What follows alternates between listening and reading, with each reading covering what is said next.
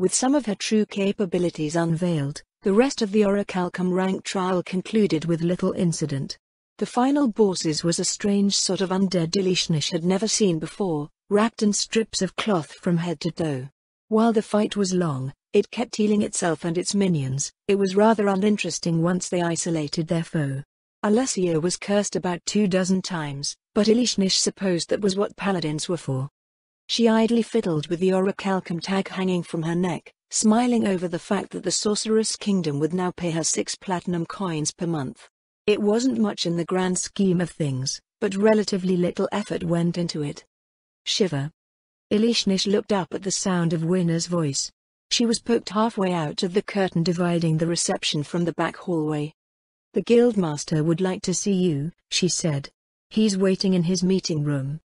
Guildmaster Einsack's meeting room had changed slightly since the last time she had been inside. All of the trophies associated with intelligent races had been put away, including the painting of the adventurer party standing over the corpse of a juvenile dragon. This left the space decidedly bare, though attempts to decorate it with images of far-off vistas and some ornate-looking equipment had been made. Within, the members of the Adventurer Guild's administrative staff awaited her. Ishpan and Einsack were seated on one of the long couches, while Winner was moving back and forth preparing refreshments. "Shiver," the Guildmaster greeted her with a grin. "Please, have a seat." He always had a certain air about him when he was preparing to make some sort of proposal or offer, and that air was apparent now. Ilishnish glanced at Winner, who only smiled in return. She sensed that the entire building was empty aside from the 4 of them, so her wariness eased off slightly as she seated herself across from them. "I hear you're going to be in the Empire soon," Guildmaster Einsack said. "Yes, that's right," Ilishnish replied. "I have a job to do for the Ministry of Transportation." The task Lady Schultier had assigned her seemed safe enough. She was to travel to every city in the Baharuth Empire and make an assessment of their people, culture, economy and infrastructure. This was presumably part of a greater investigation as to how the Sorceress Kingdom's transportation network might mesh with that of its client state. "While you're out there," the Guildmaster said, "there's something we'd like for you to do. Don't worry, you won't need to do anything that interferes with your duties." "I'm listening." "Basically," Ishpan said, "we want you to advertise. Our guild is doing well when it comes to raising a new generation of members, but we would like to attract foreign talent as well. This is especially important when it comes to the new adventurer school," Einsack added. "We only have 2 members who have formal martial training, while all of our veterans are basically self-taught. Our casters are in a similar situation. Bringing in additional experienced adventurers will improve things by leaps and bounds." Ilishnish knew little about martial training, though her time with the Justice Dragon Dojo gave her an inkling of what it entailed. Her efforts at learning arcane magic had gotten nowhere thus far despite being exposed to arcane spellcasters as she rose through the ranks. Her mother told her that all she needed to do was open her senses and get a feel for things, but she wasn't sure how one did that. If only it was as natural to her as spellsong. "What do you mean by advertise?" Ilishnish said. "Is there some sign you wish for me to carry around? Maybe we could put something on the side of the wagon?" No, nothing like that."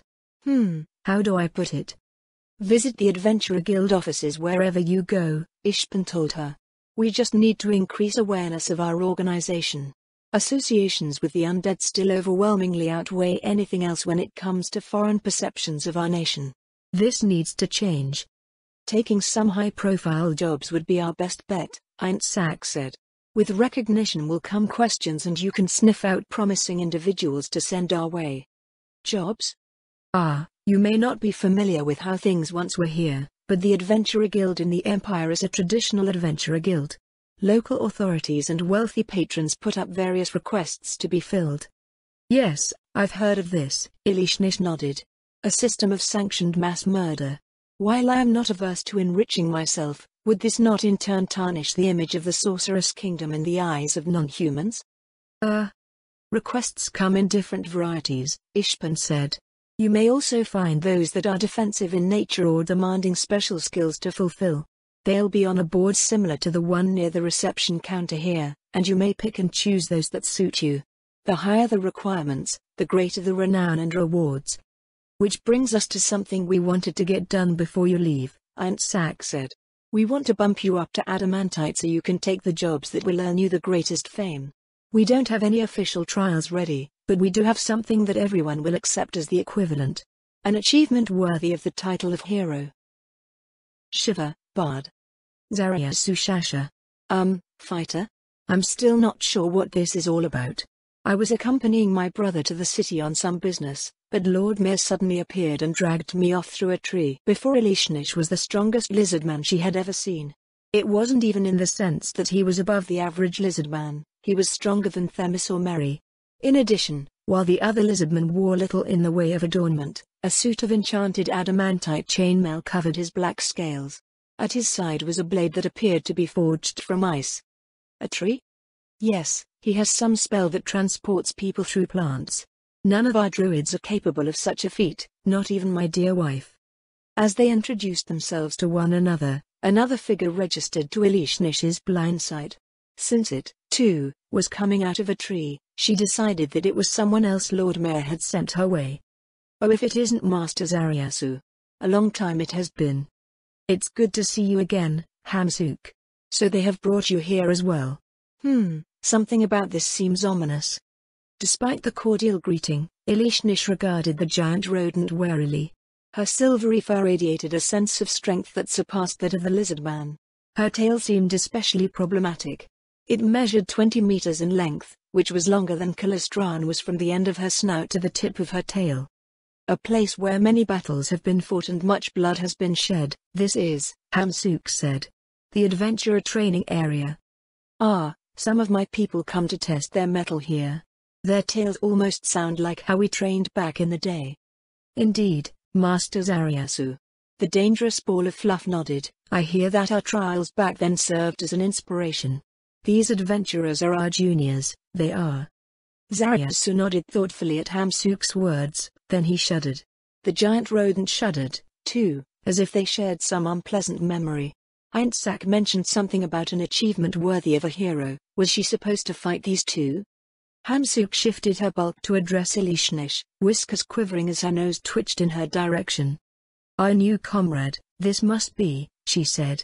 Strange, they say that, with her, we may finally defeat that one, but she appears to be a human. I see, so that's why we've been summoned. Elishnish blinked slowly, having no sense of what they were referring to. It felt very much like when she was new to the city and everyone assumed that everyone else shared the same frame of reference. Hopefully, her time in the Empire wouldn't be so confusing. Pardon my interruption, Elishnish said, but I'm afraid I cannot follow what you are saying.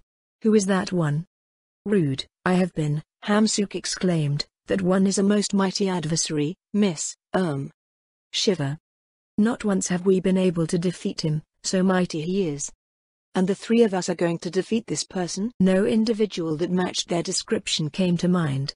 The closest would be a Solita. Everything she had seen beyond that they probably couldn't beat without some extraordinary advantage. Of this, I have my doubts, Hamsuk said. This one has not seen any strong humans. What manner of warrior are you? I'm not any sort of warrior, Elishnish replied, I'm a bard. A bard, you mean those fellows that make all sorts of noise near my lord's house? They do not seem the fighting sort, I must say. My village has a number of bards, Zaryasu added. But they are more well known for entertaining and singing the songs of our people. In war, their skills are a boon for recovering warriors. Zaryasu and Hamsuk regarded her with dubious expressions. Did that mean she could support them safely from the back as she had with other parties? A voice issued from near the entrance of the training area, drawing their attention away. Hello? Shiva, are you there? Yes, Lord Mayor. That's strange, I don't see you. Elishnish slipped the ring of non-detection off of her finger, replacing it with her ring of regeneration. Oh, there you are. Can you lead Mr. Zaryasu and Hamsuk down to that place where you stayed for a while? If nothing has changed on the way, yes. Great. Head on down, this shouldn't take long. She did as he asked, wondering what was in store for them. Unlike adventurers, Zaryasu and Hamsuk did not discuss tactics or engage in banter. They simply followed her with a grimly resolute demeanor. The two of them appeared to rate warriors very highly, and their mysterious adversary was most likely a warrior of some sort. The other bards in the Adventurer Guild did seem rather flimsy, but she had always attributed this to the fact that they were humans. Was there that much of a difference? All adventurers became notably stronger than the average human by the time they reached silver rank. So you say you've not been able to defeat this individual yet, Elishnish said. How close have you come? I would like to say that we have almost beaten him on several occasions, Zariasu replied, but it is difficult to tell. He is quite cunning, often leading us to believe that the battle is nearly won, then going on the defensive to regenerate. It is like trying to climb a hill, but if you stop or something gets in the way, you get sent back to the bottom again. I see, so he fights superior numbers by conserving his energy and tiring out his adversaries. You have no choice but to fall to this tactic because he regenerates and you won't get anywhere unless you exert yourselves. As a frost dragon, Elishnish was well versed in these types of attrition tactics. When it came to defeating one who used them, however, the only answer she had was overwhelming force. The air slowly grew warmer the deeper they went underground. Upon passing the fourth layer, it felt like a sun-baked Erantal street in the middle of summer. So hot, it is.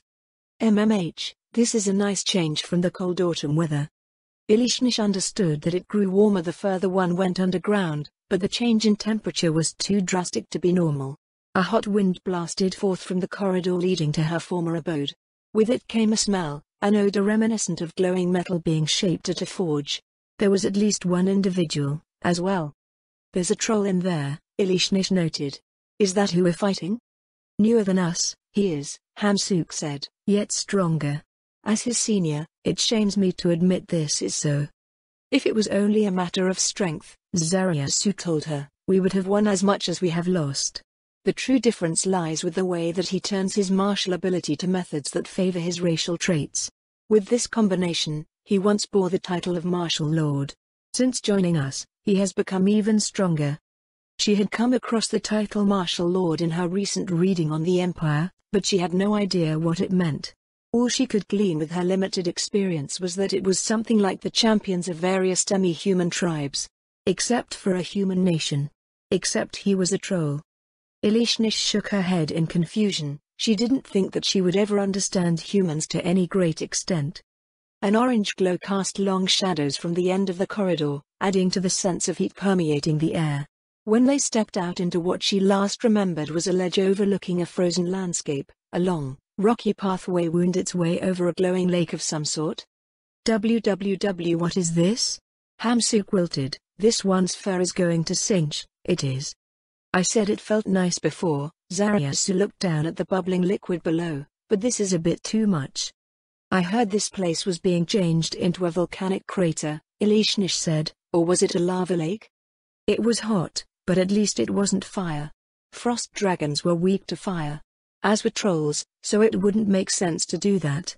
At the end of the walkway was a flat, circular island resembling a theater stage. A bulky figure stood upon it, its armor glinting in the dim light. So this is the new challenger, the troll shifted to address them. I am the war troll, Gojin. Elishnish curtsied in greeting, as she was taught. Shiva, an adventurer? It is a pleasure to make your acquaintance, Gojin. An adventurer, Gojin murmured. How long has it been since I was last challenged by adventurers? You do not have the look of a magic caster, but neither do you appear to be a warrior. Well, so long as you can't fly. Gojin hefted his massive war club, lowering himself into a balanced stance. Elishnish examined the island. It was true that she couldn't fly as a human, but the massive flattened rock they stood upon was over 200 meters in diameter. There was plenty of room to maneuver. Hamsuk is here too. Long time no see, Gojin. We don't have anyone to call a start to the match this time, Zariasu said. How will we do this? The giant rodent and the lizard man stepped forward, barring the path between Elishnish and Gojin. The war troll gave their formation a cursory glance before snorting. If it's like that, he said, then go ahead and make your move. No further prompting was required. Hamsuk hurtled forward, while Zariasu split off to the side. Gojin's figure blurred as he evaded the frontal charge, then made one of his own. Elishnish gave way long before he arrived at her former position. For a troll, he was quite fast. The attack was entirely predictable, however. Since Zariasu and Hamsuk mentioned that they were unable to defeat him thus far, Removing Elishnish from the fight was an obvious first move. Gojin appeared to reassess Elishnish. He had gone from executing a decisive opening to being flanked from three sides. Behind him, Hamsuk and Zariasu slowly moved further apart. Their eyes gleamed, waiting for some intangible signal to strike. Elishnish's voice rose in song as she wove bardic enchantments over herself. It took a split second for Gojin to react to the sound, and he charged forward again. Zariasu and Hamsuk rushed in but had a greater distance to cover. Rather than retreat again, Elishnish darted forward. She dipped past his overhead strike, switching sides with her assailant. It took Gojin several steps to arrest his tremendous momentum. He twisted around just as Zariasu and Hamsuk barreled into him. Reinforce hide, greater reinforce hide. Her allies bounced off of the war troll, and he took the opportunity to lay out a savage swing against Zariasu. The dazed lizardman barely raised his blade in time before being blasted a third of the way across the makeshift arena. Hamsuk's tail streaked in but was batted away by Gojin's return stroke. The war troll's weapon smoothly worked around as he lined up another overhead strike against Elishnish. She sidestepped the attack, moving counter to his rotation. Her palm drove forward into the back of Gojin's armored hip. Elishnish frowned when she found that his martial arts were still active and the strike had no effect. She danced back before he could bring his weapon to bear again. Gojin stepped forward, then stopped to bat away Hamsuk's darting tail. Despite fighting three opponents, he appeared unperturbed and offered no true openings. On the opposite side, Zariasu had recovered and was charging back into the fight. His sword slashed out at the back of the war troll's right knee. Icy burst. A flash of frosty air pulsed out from the lizardman's icy blade. Rime formed over Gojin's greaves, and a thin film of ice spread out over the once hot floor. It wasn't enough to freeze the war troll in place, however. As Zariasu reversed his low cut to strike once again, Gojin pivoted and smashed him across the jaw with a heavy backhand. The lizardman abruptly altered trajectory and skidded across the stones. The war troll's next parry of Hamsuk's tail was followed by a blistering charge. The giant rodent buffeted Gojin with the side of her tail, but the desperate defense had insufficient force behind it. Gojin's war club came down on Hamsuk's furry head, and she made a strange sort of squeak before collapsing in a heap.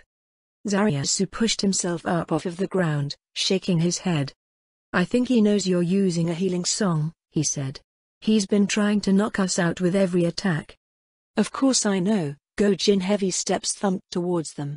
"Did you think a troll doesn't know how to deal with regeneration? You cannot fight if you cannot stand." Elishnish hadn't thought about it at all, nor had anything been discussed in advance. They were just haphazardly attacking Gojin whenever they had the opportunity, which was not working. It was as Zariasu had mentioned, the true difference was not from raw strength. The war troll used his martial ability to dictate the pace of the fight while his racial traits did the rest. The ad hoc efforts of their randomly thrown together party only made things easier for him. "Zariasu," Elishnish said, "you said you were a fighter, what kind?" The lizard man glanced at Gojin. Despite the fact that they were fighting, he seemed completely at ease. Like a frost giant, he seemed more interested in what challenges he would be presented with than winning at any cost. "I believe humans would call me a disciple of the blade. I am studying the path of a Kensei under Lord Kokitis, though getting thrashed by this fellow all the time makes me wonder about my progress." "I see," Elishnish said. "In that case, I should be the one occupying Gojin while you seek opportunities to strike." Are you sure?" Of course she was sure. Nothing would stand in the way of her 36 platinum coins a month. She turned to face Gojin, eyeing his 3-meter-tall form. Rather than a troll, fighting him was closer to facing a very small frost giant. He wasn't as strong as one, but he was faster and could regenerate. Elishnish casually walked towards him, pushing back his confident aura with one of her own. Gojin seemed to smirk behind his visor, and he raised his weapon. She stepped well within his reach before he made his move. Strong strike. Splinters of stone sprayed into the air as the war club hammered the spot where Elishnish once stood. She chopped his wrist as he attempted to recover from his strike, nearly jarring the weapon from his hand. With a roar, he bowled her away. Landing lightly on her feet, Elishnish closed the distance between them again. The war troll twisted and swung as Elishnish continually moved into his blind spots and places where attacking became awkward. Elishnish sensed Zariasu standing tentatively beyond reach, head moving as he tried to find a way to attack. After a dozen failed attempts to strike at Elishnish, Gojin disengaged from their dance to pull off his helmet. As it clattered over the ground, Elishnish glanced at Zariasu. "I thought you performed a ranged attack with that sword just now," she said. "The ability freezes everything that it touches," Zariasu replied. "I did not want you to get caught up in it." "I don't mind," Elishnish returned lightly. "This place is too hot for my liking." Elishnish returned her attention to Gojin, who seemed to have taken the opportunity to catch his breath. Her steps fell lightly over the stone as she approached. Without the helmet obscuring his vision, the Gojin's reactions to Elishnish's assault became sharper, but the increased exertion was taking its toll on the war troll. She smiled to herself. He had committed to a battle of endurance that was not as lopsided as initially thought. He did manage to get her several times with an elbow, knee, fist or the base of his club, but they were glancing blows infrequent enough that her regeneration made up for the difference. And so their dance continued, though it was more like Gojin was being forced to dance with her. Still, she needed a way to push him over the brink. While her unarmed strikes did appear to hurt him through his plate armor, she would need a focused string of attacks to overwhelm the war troll's regeneration. His recognition of this put her at risk of a counter. Alternatively, he could use a defensive art to negate it. Gojin grimaced as a line of frost appeared on his flank. The war troll had finally tired enough for Zariasu to score clean hits through the tangle of their movements. "Do the thing," Elishnish called out. "But, do it." You. Icy burst. A wave of magical cold suffused the area. As before, the war troll slowed, but did not stop. Unlike before, he couldn't retaliate. Again. Icy burst. Elishnish dropped and rotated her upper body, bringing her fist to bear against Gojin's knee. His frozen leg shattered. She slipped beneath his falling form, lifting him high above her head. Would tossing him out of the arena count as a win? As she made her way towards the edge of the island, the half-frozen war troll squirmed weakly. Zariasu stared at her, his mouth falling open. Wait. Hamsuk popped up from where she lay. What had the giant rodent been doing all this time? Elishnish paused to glance over her shoulder. "What are you doing?" Hamsuk asked. "We have to win the fight, yes?" "The fight is already won." "It is," Hamsuk said. "More than that, this is cruel. Trolls are weak to fire." "It's all right," Elishnish said. "This isn't fire, it's just lava." Excuse me." High in the mountains above Warden's Vale, Elishnish alighted before a pair of feeled beastmen near the border of her territory. They turned their spotted heads up at her voice. "We have not encroached upon your territory," Seeker, the larger of the two, a female, said. "Ah, I didn't come about that," Elishnish replied. "Or maybe I have? I am seeking tenants for my territory. If you agree upon a most reasonable contract, you may partake of its bounty." "We dwell in the land that the Warden has granted us," the Kronos Ranger replied. "It is more than sufficient for our needs. Perhaps those without may be interested?" Those without referred to the Kronos Rangers who dwelled outside of Baroness Zaradnik's territory. As far as beastmen went, they were quite large, with the adult females measuring around 4 meters in length. The northeastern spur of the border ranges in Zaradnik barony could only support around 60 carnivores of their size. It did not mean that the total population of their species was that small, however, it was only the attendant population to the Kronos druids that made up the other half of the Kronos people. Since their arrival, Baroness Zaradnik had expanded her territory and extended an invitation to the Kronos Rangers that ranged beyond. In recent times, the original population of 50 Kronos Rangers had grown to 250. The future would likely see that number swell to 1,000 as more of their total population came to live under the Warden's protection. Ever since her return from the Katza Plains, Baroness Zaradnik had become decisive over the matter of the unclaimed wilderness that lay to her south.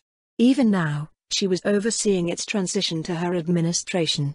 What use the tribes there would have for the Sorceress Kingdom's administration Elishnish did not know, but it wasn't as if they had much of a choice. They could become her subjects, fight, or move out. Fighting was pointless and the only places that they could move out to were the Slayn Theocracy or the Abelian Wilderness to the west. Elishnish's territory, which she had dubbed Mount Verilyn, was the only place where no tribes existed. They had prudently vacated the area when a dragon started to patrol the skies. In the end, she was left by herself with 2,400 square kilometers of mountain, or about 100 million trees, or approximately 30,000 deer's worth of grazing. Ilishnish considered the latter to a more tangible metric. Her task now was to figure out how to turn the natural abundance of her territory into platinum coins that she could sleep on. Now that she had a far better grasp on human economies and how things translated to her existing knowledge, Baroness Zaradnik's initial suggestion to employ rangers to help manage the territory made much more sense. Unfortunately for Ilishnish, the rangers on hand were not human rangers and thus not accustomed to human-style governance. Deer could double their numbers in a single year, and Ilishnish would only eat about 2 adults per week if she was active in the area. She certainly wasn't about to fly around hunting 30,000 deer per year. This problem only compounded as deer did not respect territorial boundaries. Either they would strip the place bare or wander off into the waiting jaws of the surrounding Kronos Rangers. For free. With a sigh, Ilishnish took wing, leaving the 2 Kronos Rangers behind. It was more than likely that she would have to wait until Baroness Zaradnik stopped expanding her domain and the demand for uncontested hunting ranges went back up again. Rangers somehow knew what the land could support, so migration would cease eventually and she could fly out and make her offers for tenancy then. Living in a warden's territory was infinitely preferable to living outside of it after all, even if it was the part of the warden's territory that was controlled by the warden's knight. For the time being, however, the trees would continue to grow, the deer would multiply, and Ilishnish would lament over potential revenue lost. She absent-mindedly patrolled her territory until midday, at which point she decided to pay Baroness Zaradnik a visit. Along the way, she snatched up one of her endlessly multiplying deer before gliding down to the construction camp in the middle of the upper reaches. A new fort would be raised on an island in a 10-kilometer-long lake, both of which had been created by Lord Mayor at Lady Zaradnik's request. The lake lay below the confluence of 2 rivers and was the furthest navigable stretch of the Katza River for her ship. The old road that ran through the wilderness to the slain theocracy was now below water at this point, and materials for new bridges were being transported overland. Once construction was complete, the island would contain a small, fortified city with 2 bridges that connected the new road running through the area. A 3rd bridge would span to the lake's eastern shore. This city would only exist as a village for the near future, and the construction camp was currently situated on the northern shore of the lake. Though technically a village, it was mostly tents surrounded by ever-growing stockpiles of building materials. Several humans were busy building some sort of communal dwelling to winter in while others worked along the shore. Another group was slowly clearing a wide strip on either side of the road leading to Warden's Vale. Spotting Lady Zaradnik from high above, Ilishnish entered into a lazy downward spiral. She landed beside the Baroness, who looked up at her, then down at the deer. "What are you, a cat?" "I'm a dragon, my lady," Ilishnish replied. "The construction camp pays well for fresh kills." An adolescent human male jogged over with a death knight. He placed a gold coin into Ilishnish's open claw before they hauled her kill away. The Baroness watched Ilishnish thoughtfully as she tossed her earnings into an infinite haversack. "I suppose you are as opportunistic as ever," the undead that looked like a human said. "In that case, there is something I would like for you to do while you are in the Empire. Did you know that you are the 4th party that has asked me to do something in the Empire?" "The 4th? Yes," Ilishnish nodded. "First, Lady Shiltea wanted me to investigate all sorts of things, then Lady Wagner said I should bring Zushiru with me. Now, the Adventurer Guild wants me to advertise." She still couldn't figure out the advertising part. It sounded more like they wanted her to earn as many coins for herself as possible, which she was more than happy to do. Lady Wagner said that she was a natural at marketing, however, so Ilishnish figured whatever she did would work out. "I see. Does that mean you have earned your adamantite tag?" "You knew about it?" "No, but it stands to reason that they would want to make you appear as impressive as possible before you leave. It is not as if you are not as strong as an individual in the realm of heroes." The Baroness stuck her hand into the infinite haversack on her right hip, withdrawing a familiar-looking gold coin. "Since you are doing what you are doing," she said, "I thought you would be able to ask about this." Ilishnish lowered her head to examine the proffered coin. "Ah, one of those coins from that old human nation. You have seen them before?" There were quite a few mixed in with the other coins in my father's hoard. In that case, no, take it with you. There must be people somewhere that recognize these coins and the history of the nation that they are from. If you can find written records, it would be even better. Lady Zaradnik walked over, reaching up to place the coin into Elishnish's infinite haversack. I thought you didn't like inconvenient facts. What did you come to that conclusion? You didn't react very well to my mention of it, Elishnish told the Baroness. It was as if someone had insulted something precious to you. The noblewoman frowned at her recollection, then sighed. You are right, she said. I was not exactly insulted, but I certainly did not like the idea that the long-established and accepted history of the region was being challenged. It is something that our entire civilization is built upon.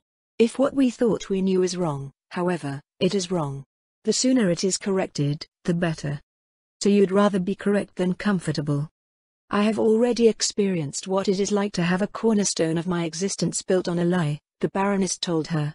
Perhaps you are correct that many people can continue living their lives under false premises, but I am not one of those people. Even if the truth hurts at first, it is better than having an entire civilization built on false foundations. Elishnish wasn't so sure if things were as bad as Lady Zaradnik made it sound. There were many inconvenient truths and false perceptions held in the world, and Elishnish felt that most tended to simply forget or ignore past errors and perceptions once they were no longer applicable. What they built with those errors and perceptions remained, despite their foundations never existing in the first place. Tracking every little falsehood that precipitates events and achievements is ridiculous, Elishnish replied. At some point, you'll just have to accept that you can't set everything straight. There are some things no one can do anything about, and you may find that the layers of lies that you so despise do not matter as much as the results that they produce. So you would lie to achieve your ends if it suited you? Rather than answer the Baroness, Elishnish leaned to one side. Get on, she said. We're going. Where? To the Empire, Elishnish told the Baroness. Lady Wagner convinced Lady Shiltir that I would best investigate the nation as Zusharu's assistant, but I'm uncomfortable visiting some place on the ground without flying over it first. We can speak of your question during the flight. How long will this take? Lady Zaradnik asked. About a day, Elishnish answered. Did you have some prior commitment? I will be in my domain for the next week or so, the Baroness told her. I know how important it is for you to familiarize yourself with the place, so I will set a day aside for you. Lady Zaradnik did not immediately climb on, instead heading over to speak with the elder Lich overseeing the operations of the camp.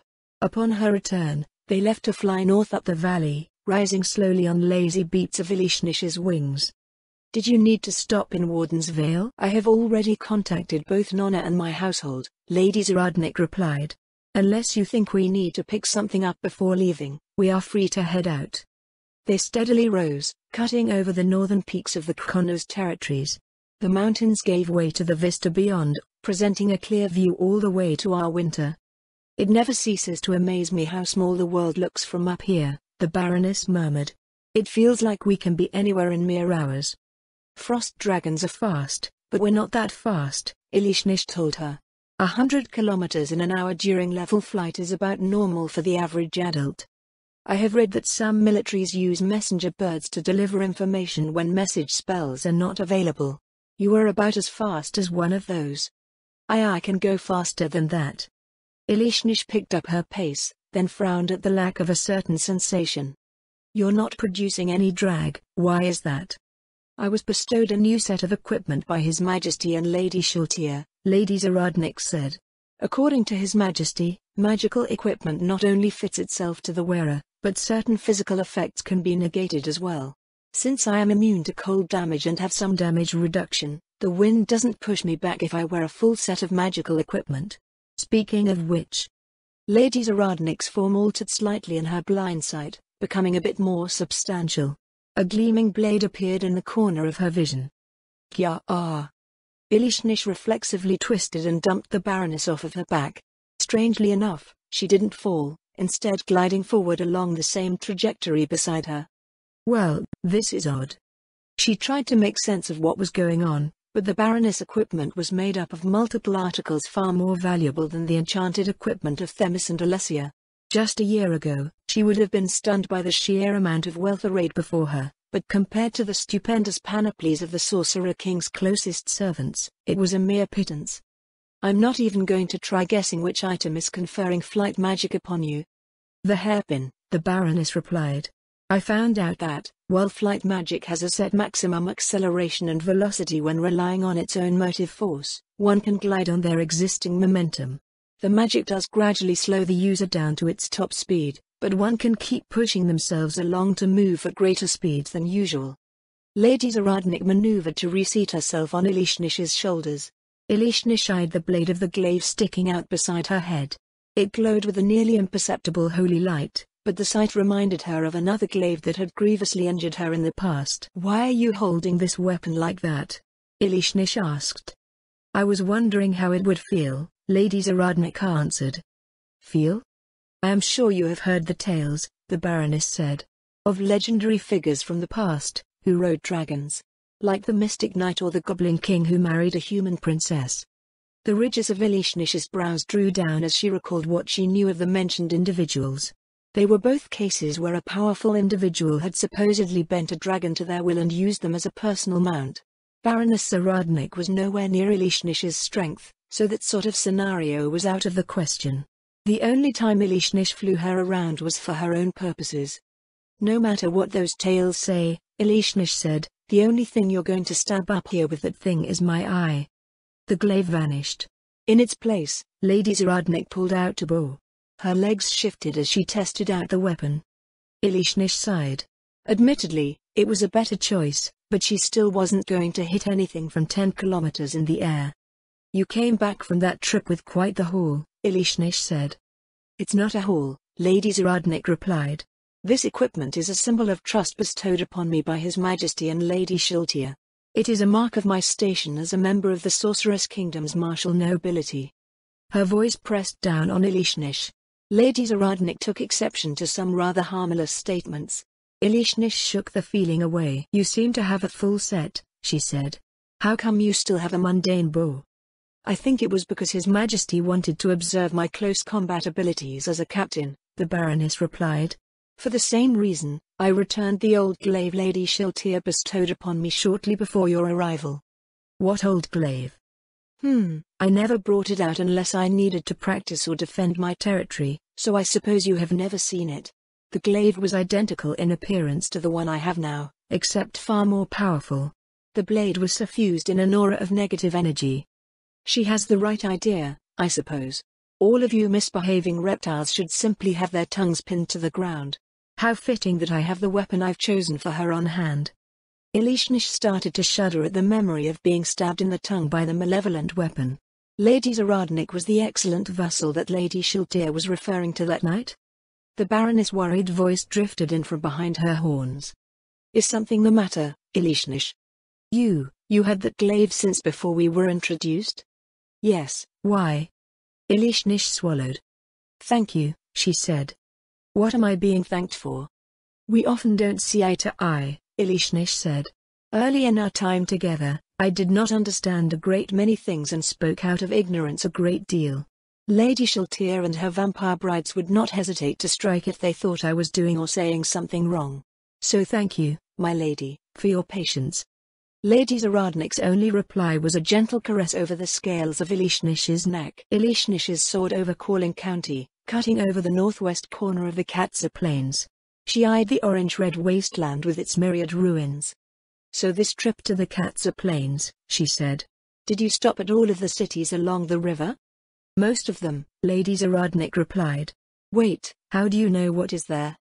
She frowned at the Baroness' question. It was all arrayed quite plainly below them. We're looking down at the plains right now, are we not?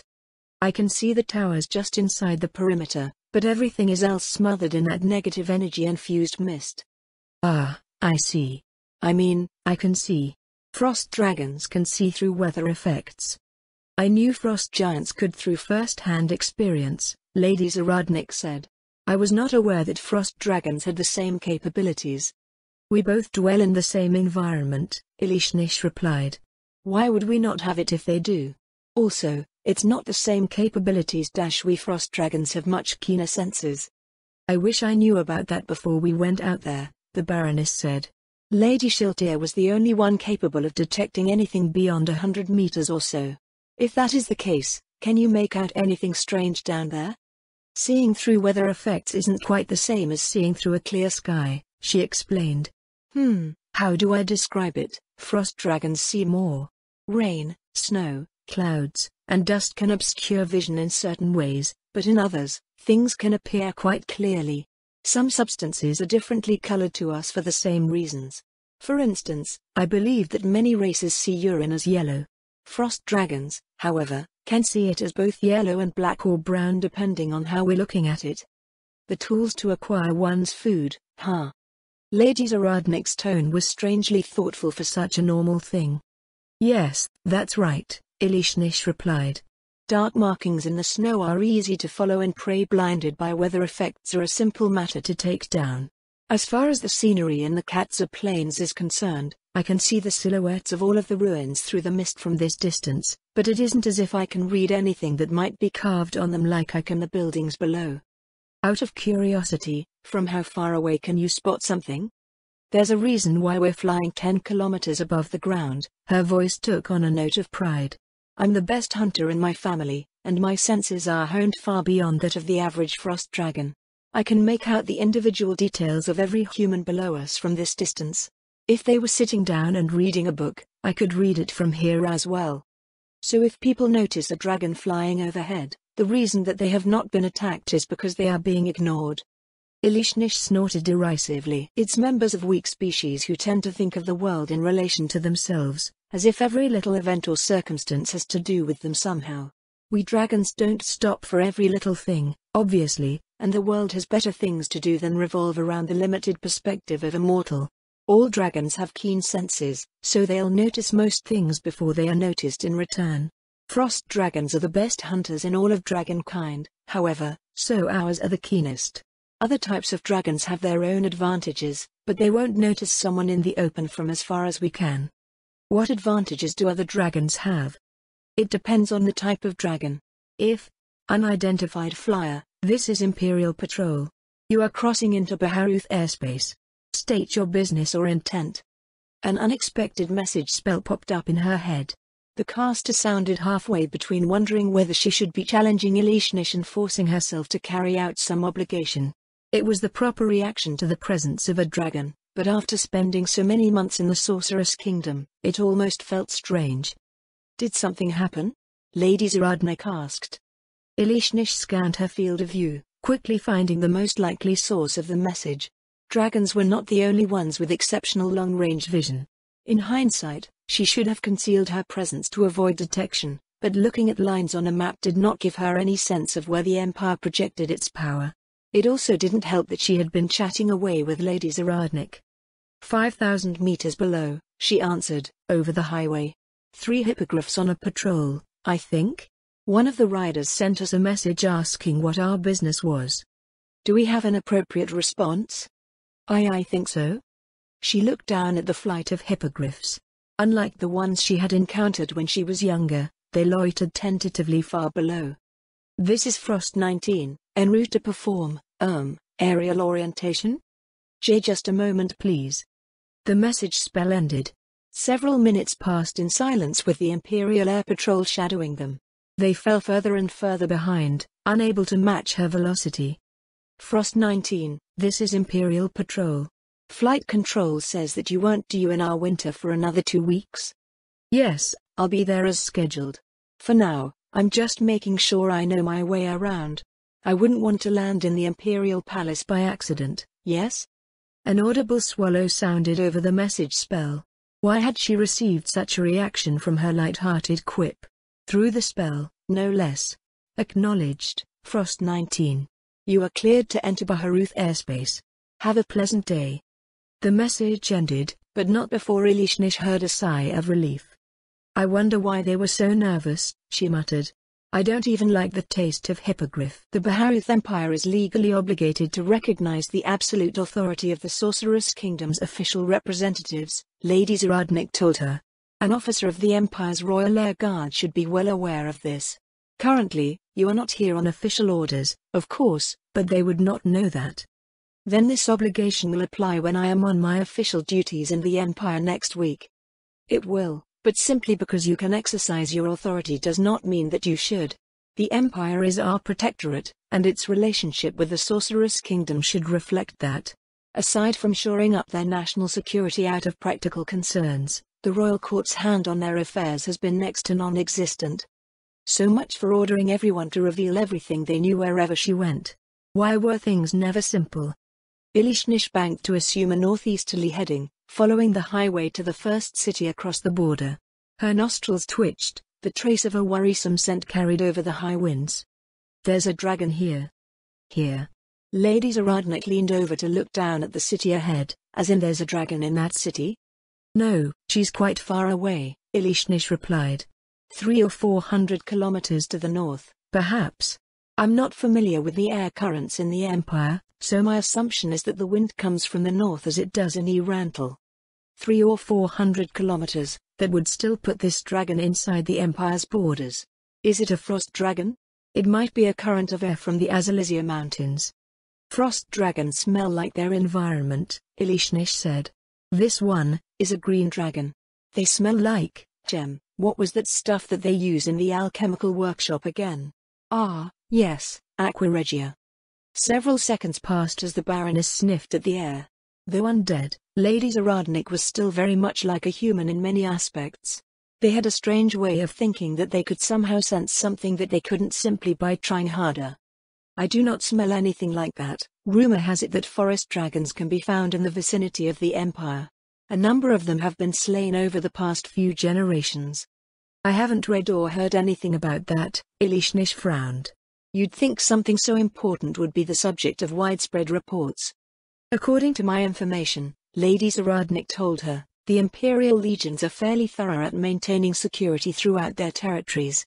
Most threats to their citizens are identified and rooted out before they can grow to become major problems.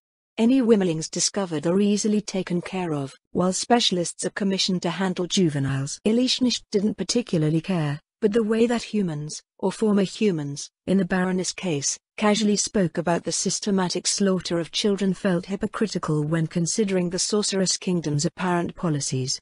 Lady Zaradnik always expounded upon human values and how Ilishnish needed to always keep them in mind. As a nation that welcomed all races, however, wouldn't the killing of any children be a stain on the Sorceress Kingdom's reputation in some way? Even the way things were phrased reflected the very human manner by which members of the race propped themselves up. Adventurers didn't go out to mercilessly massacre populations of monsters, magical beasts, demi-humans, and heteromorphs. They worked. A territorial army doing the same thing was simply maintaining security. Lady Zaradnik defended the border. A fortress of words was raised around every individual and their collective sense of self-righteousness as a species. It was as if admitting to the reality of their behaviors somehow made them more than they were, and packaging them up in euphemisms made them something else entirely. It was especially strange for Lady Zaradnik, who seemed to take great pride in her steadfast and honest nature. Sometimes, she would say things that were perfectly fine and acceptable to Ilishnish, yet other perfectly fine and acceptable things were framed in that hypocritical human manner. To rely on such dishonest constructs, wasn't that the very thing the Baroness sought to eliminate? One must wonder why forest dragons keep appearing in the Empire, Lady Zaradnik mused. The answer is obvious, yes? Ilishnish said, someone is depositing their eggs in the vicinity, or a dragon has made its lair in the Empire. I don't think the Imperial legions would allow that. Allow, Ilishnish scoffed. Your time in the Sorceress Kingdom has warped your perceptions of strength. Very few in the world possess the power to impose their will on a mature dragon. The Empire should count itself lucky that they are within a green dragon's sphere of influence rather than one of the more openly belligerent types. As their discussion continued, the city went by below. Its total population appeared comparable to Erantal. Unlike the fortress city, however, it only had a single wall. The city lay on the crossroads of the highway leading northeast to Arwinter and another that ran parallel to the Imperial border. Around it lay scenery that was much the same as the human-occupied areas of Riestais in the Sorceress Kingdom, with fields and pastures periodically interspersed by patches of managed woodland. Noble manors and their respective administrative divisions could be made out, following various land features and rural roads. These divisions became less clear the further out they were from the city. Ilishnish banked to head southeast, following the highway that curved along the Empire's southwestern border.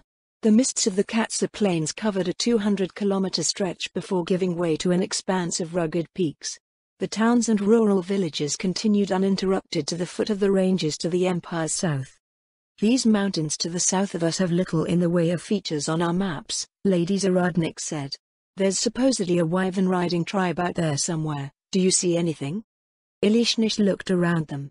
The map that she was provided by Lady Shiltir only showed up to the eastern border of the Empire for some unknown reason. Maps used by merchants were far worse, only showing major trade routes and their immediate surroundings. Both, however, said next to nothing about the lands between the Empire and the Draconic Kingdom, an area just as large as the Katsa Plains. "I don't see anything flying around to the south," Ilishnish said. "Besides, isn't it still about 100 kilometers to the border from this highway below us? I wouldn't be able to see anything beyond that even if something was flying around." "Sorry. I suppose I am not thinking properly with all these new sights around us." 2 hours passed before they crossed over another city. An additional hour went by before Ilishnish banked to follow the highway north. To their east, a mountainous plateau filled their entire field of view. According to Ilishnish's research, the region east of the Empire belonged to the City-State Alliance, the fragmented remnants of a great nation known as Carnassus. "Even from here, I cannot see the other side of these mountains," the Baroness said. "I heard that Carnassus was huge, but from up here it looks larger than the Empire. I thought nobles were supposed to possess advanced education on this type of thing." "Other nobles might," Lady Zaradnik replied, "but on the frontier, we were only taught what we needed to know. Carnassus was too far away to matter. In hindsight, it has more city-states than the Empire or Easties have cities, so it should not have been a surprise that its territory is so vast." "I see. Well, it's a good thing for the Empire that Carnassus is broken up now." Mountainous areas tended to harbor stronger species, so Ilishnish figured that the Carnassus City-State Alliance was collectively more powerful than the Empire by far. If it had been whole, suitably strong neighbors would have been required to keep them from subjugating everything around them. The Dwarven records spoke of a great nation inhabited by humans that surrounded the Azalizia Mountains in the past, but she was dubious over its prospects when it came to resisting the Carnassus of its time. For some reason, the humans of the region attempted to raise states where the vast majority were those of their own kind. Then they had to fend off everyone else. Wouldn't it be better to rely on stronger species for martial matters while humans did what they were more suited for? Even if it meant that they would be slaves, it was far preferable to inevitably being wiped out. "Lady Zaradnik," Ilishnish asked, "why do humans attempt to raise human nations?" "It seems a rather natural thing to do," the Baroness replied. "We increase in population, building villages, towns and cities. Eventually, one ends up with nations." "That's not what I meant. I was asking why they don't form nations alongside other races like how the city-states to our east do." "Because other races eat humans." "What's wrong with that?" Ilishnish frowned. "Humans are weak, there are many demi-human species that are far stronger. Would it not be better to accept that some will be eaten while the rest remain secure? It isn't as if demi-humans only eat humans, either. Lady Gonye can feed every demi-human in Erantal with the products from her domain." "That's the Sorceress Kingdom," Lady Zaradnik said. "We have laws that regulate the behavior of our subjects, as well as the will and means to enforce them. Out in the world, demi-humans would just eat the farmer and keep all of the livestock for themselves." Ilishnish sighed. "What?" Baroness Zaradnik asked. "Nothing," Ilishnish answered. "Well, it's more like I shouldn't have expected anything." "What is that supposed to mean?" "Just that you still think like a human," Ilishnish said. "From my time observing them, they tend to believe that they are the most intelligent and civilized species in the world, and everything that they do is right. All of the other races are ordered by their looks, the uglier a race is by human standards, the less they think of them." The Baroness looked down at the back of Ilishnish's head. "I do not think any less of my non-human subjects. Which is why I thought I could expect more. I understand that you still identify as a human, but your subjects, regardless of race, are all beneficiaries of your even-handed rule. Yet, your perception of other species changes if you are considering those outside of the Sorceress Kingdom's borders. It is a jarring contradiction that confounds me to this day. There is His Majesty's order, Lady Zaradnik said, and then there is everything else. I also do not see anything wrong with this approach. One must draw a line somewhere. I'm not saying that you should change where you draw the line, my lady, Ilishnish said. It is how you see things on either side of that line which puzzles me. In your eyes, all subjects are equal in the Sorceress Kingdom. Outside of the Sorceress Kingdom, the fairies that humans so favor are received in a similarly favorable way. Those who do not fall in this category are, by default, treated as threats. Being who you are, everything is either for or against, and then the stabbing begins. Lady Zaradnik frowned at her words. That is a gross exaggeration. Perhaps, but I think you get the idea. You wish to lay a foundation based on truth, assured in the rightness of what you build upon it. Yet, this truth only applies to a certain side, yours. Does this adhere to the policies of the Sorceress Kingdom? Is it truly in line with His Majesty's will?